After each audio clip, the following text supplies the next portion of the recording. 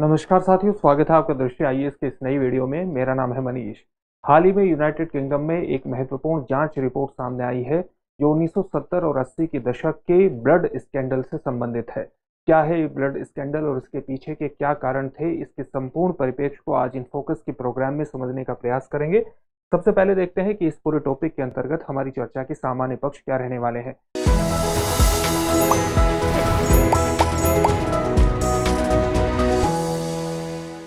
सबसे पहले हम इस खबर को थोड़ा सा विस्तार से जानने का प्रयास करेंगे, फिर देखेंगे कि ये ब्लड स्कैंडल है क्या। इसके बाद देखेंगे कि क्या ये बिना किसी जानकारी के हुआ, सरकार को इसकी कोई जानकारी नहीं थी यानी अनजाने में हुआ, और इसकी सरकार पर क्या प्रतिक्रिया रही है। अंत में इसके एक संक्षिप्त इतिहास को भी जानने का प्रयास करेंगे और फिर आपके लिए एक अभ्यास प्रश्न होगा जिसका उत्तर आपको कमेंट बॉक्स में कमेंट करके देना होगा। ये जो पूरा विषय है ये यूपीएससी की मुख्य परीक्षा के सामान्य अध्ययन प्रश्न पत्र 3 से जुड़ेगा।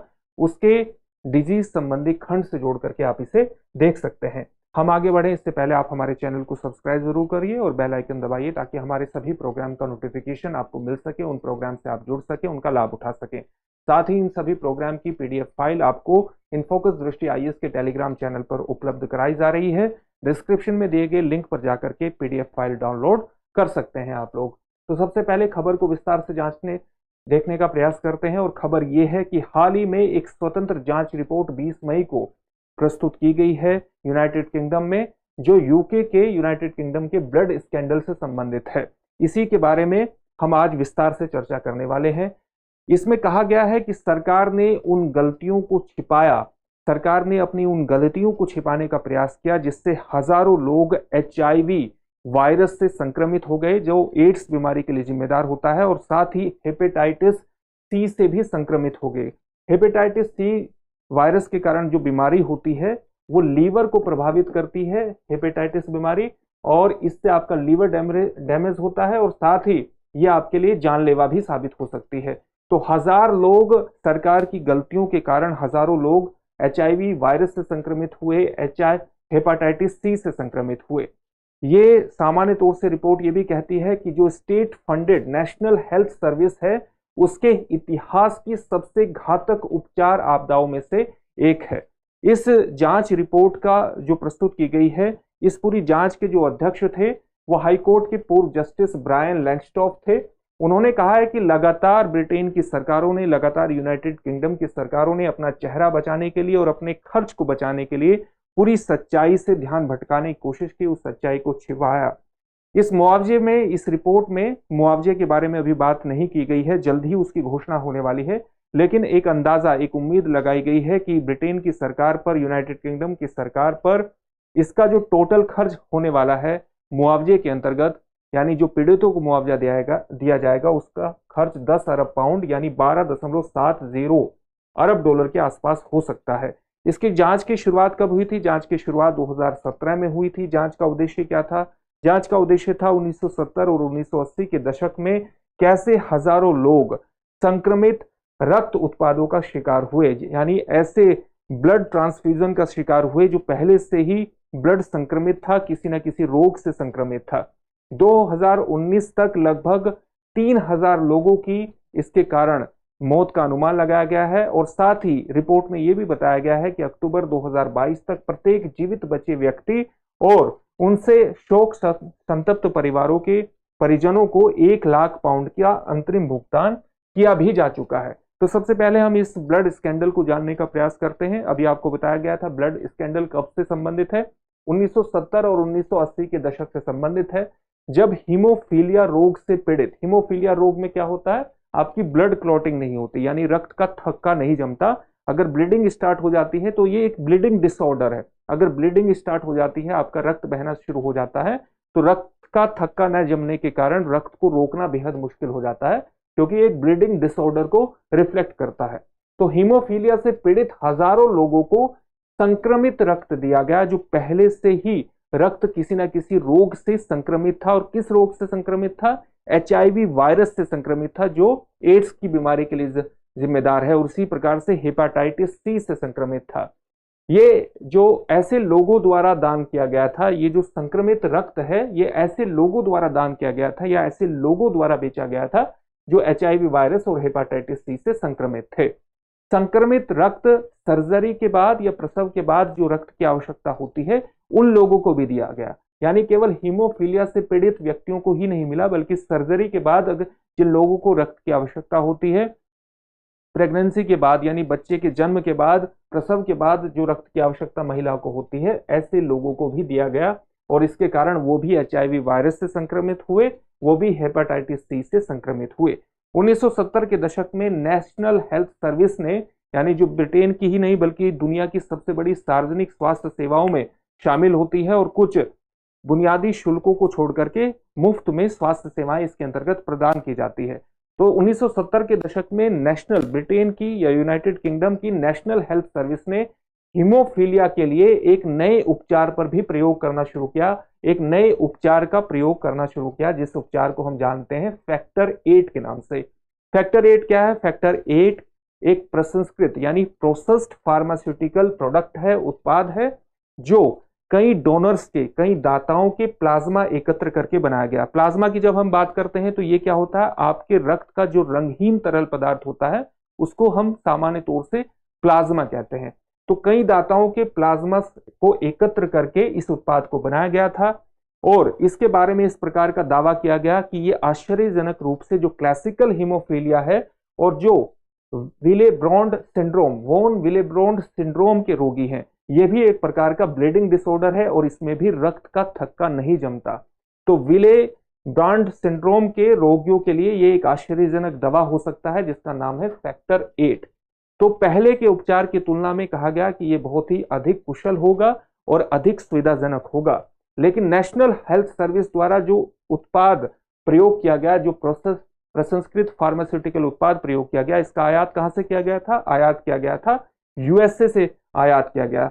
और जहां दान किए गए प्लाज्मा की बड़ी मात्रा किससे ली गई थी? कैदियों से ली गई थी और इंट्रावीनस दवाइयों का उपयोग, दवा का उपयोगकर्ताओं से ली गई थी, अंतःशिरा दवाइयों का उपयोग करने वाले लोगों से ली गई थी जो किसी न किसी प्रकार के वायरस से, जैसे एचआईवी वायरस और हेपेटाइटिस सी से पहले से प्रभावित थे।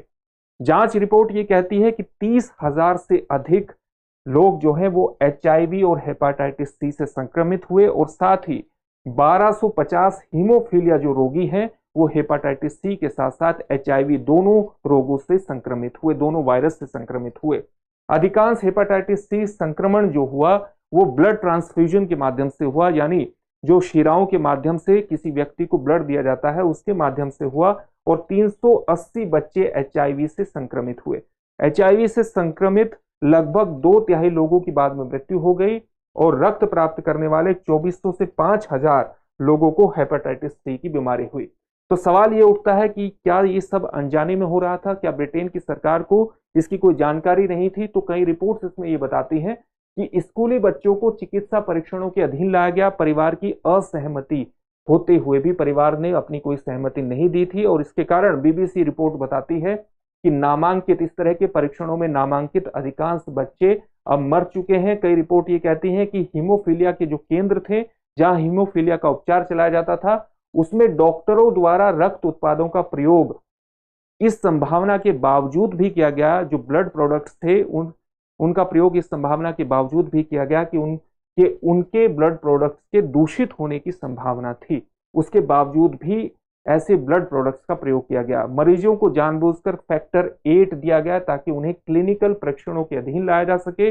बीबीसी जांच ये भी बताती है कि 1974 से 1987 के बीच एक कॉलेज है जिसका नाम है ट्रेलोर कॉलेज, उसमें पढ़ने वाले 122 छात्रों में से 75 की एचआईवी और हेपेटाइटिस सी से मौत हो गई।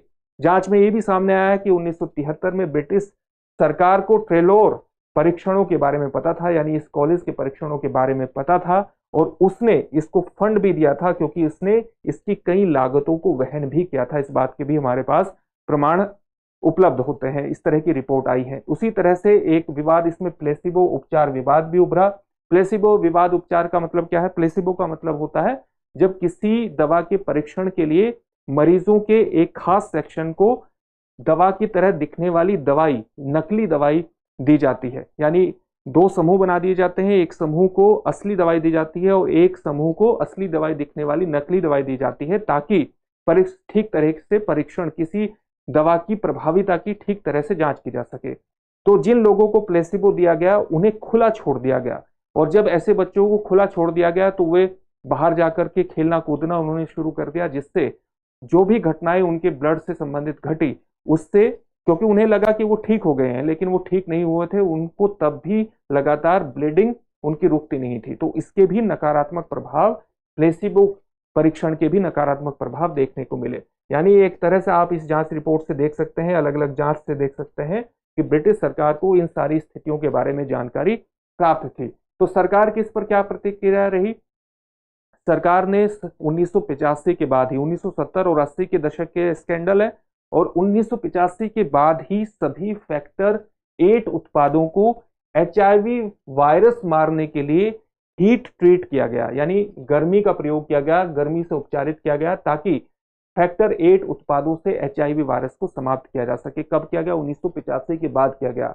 और अलग अलग दवाओं का जो प्रयोग है, अलग अलग किसी भी प्रोडक्ट में हेपेटाइटिस सी है या नहीं, इसका परीक्षण करने की जो शुरुआत हुई वो 1991 तक हो ही नहीं पाई, 1991 के बाद शुरू हुई। यानी सरकार ने बहुत देरी से कदम उठाए। इसके अलावा इस बात के भी प्रमाण मिलते हैं कि ब्रिटिश सरकार ने वित्तीय कारणों से इन सभी स्थितियों से अपना आंख मूंदा, क्योंकि इन सारी चीजों में उसका काफी खर्च भी होना था और लोगों को मुआवजा देने की आवश्यकता भी हो सकती थी। 1990 के दशक के दस्तावेजों से पता चलता है कि 1970 के दशक में अमेरिका से रक्तदान प्राप्त करने के जोखिम के बावजूद पर्याप्त परीक्षण नहीं किए गए और जागरूकता अभियान नहीं चलाए गए।